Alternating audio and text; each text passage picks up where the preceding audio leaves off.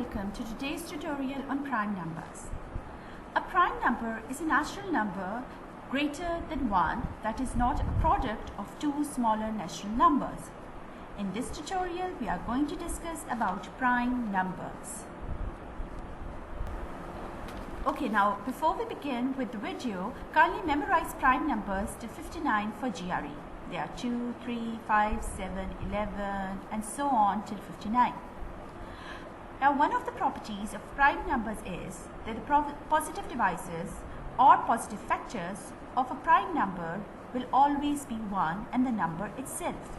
For example, positive divisors of 2 are 1 and 2, that of 17 are 1 and 17, 59 are 1 and 59 and so on.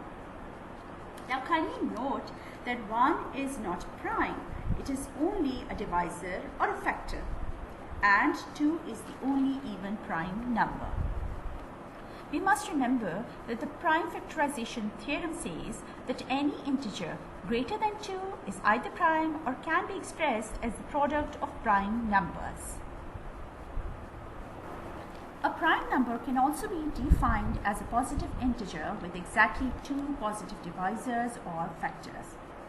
Now, another property of a prime number is that all prime numbers except 2 are odd, and that the two prime numbers greater than 2 will always have a sum equal to even numbers.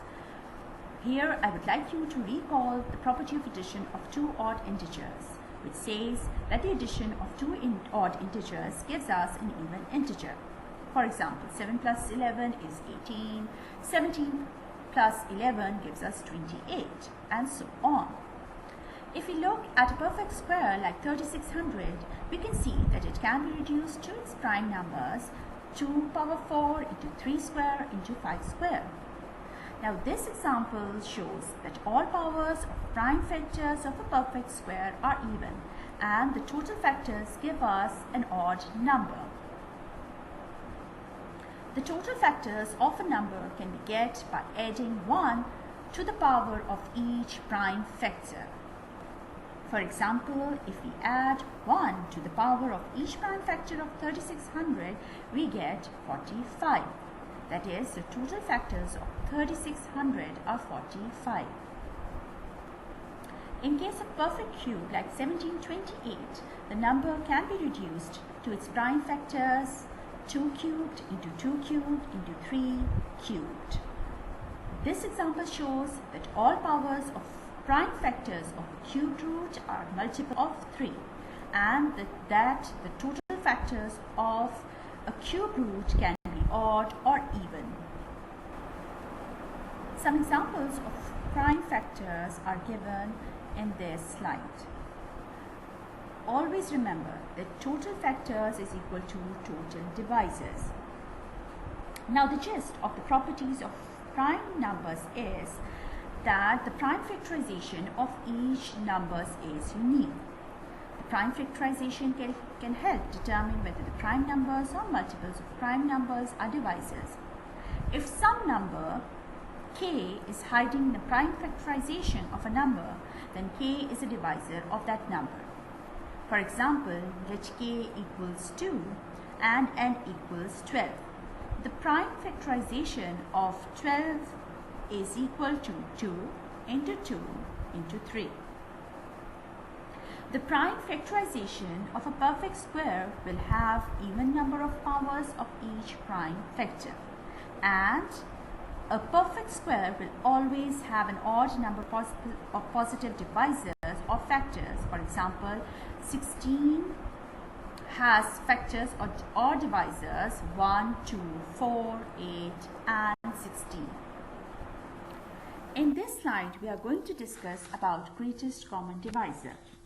The greatest common divisor of two or more integers, which are not all 0, is the largest positive integer that divides each of the integers. For example, the greatest common divisor of 12 and 16 is 4. The greatest common divisor and the greatest common factor are the same thing. Now, a few properties of the greatest common divisor say that it is the greatest positive divisor shared by two or more numbers. And that when two or more numbers have no common factor, then the greatest common divisor of those numbers is 1, because all positive integers have 1 as a common divisor.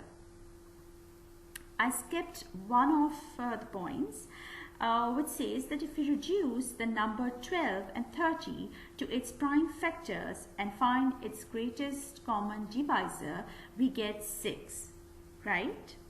Now kindly note that in order to find the greatest common divisor, there are a few tips. The first step is to enlist the divisors of factors.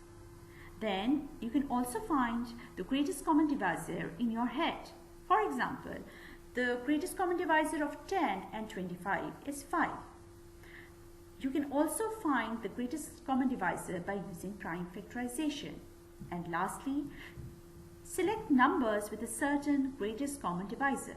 For example, if you have two numbers like 6 and 4 and you want to find their greatest common divisor, you get 2. Same goes for 22 and 2, because the prime factors of 2 are 1 and 2, and of 22 are 1, 2 and 11 and 22. So you get 2 as their common divisor, their greatest common divisor, that is, right? In the last slide, we are going to be discussing about lowest common denominator or least common multiple, or widely known as the LCM. Now there are different techniques of finding out LCM of two or more numbers, and they are more or less the same as finding out the greatest common denominator of two or more numbers. The first technique is to enlist the multiples of the numbers. The second is to find the LCM in your head, that is, the LCM of 10 and 15 is 30, LCM of 3 and 9 is 9, and so on. You can also find LCM by using prime factorization, and you can also select numbers with a certain LCM. For example, 3 and 6, 6 and 9, 18 and 18, 1 and 18 have the same LCM, that is 18. If we multiply the greatest common denominator of two or more numbers with the LCM of the same numbers, we get the product of those numbers. For example, if we have two numbers like 18 and 42, and we find out their greatest common denominator and their LCM, and if we multiply both, then we get the product of 18 and 42. Now, greatest common denominator of 18 and 42 is 6, and the LCM is 126. And if we multiply 126 with 6, we get the same number, which is the product of 18 and 42. With this, we conclude our video tutorial on prime numbers. I hope you have understood the concept and properties of prime numbers, greatest common denominators, and LCM. Tomorrow, I'm going to post a video on questions about prime numbers, greatest common denominator, and LCM.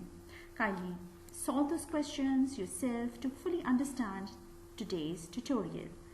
In the coming week, I'm going to share some very important tips for GRE test.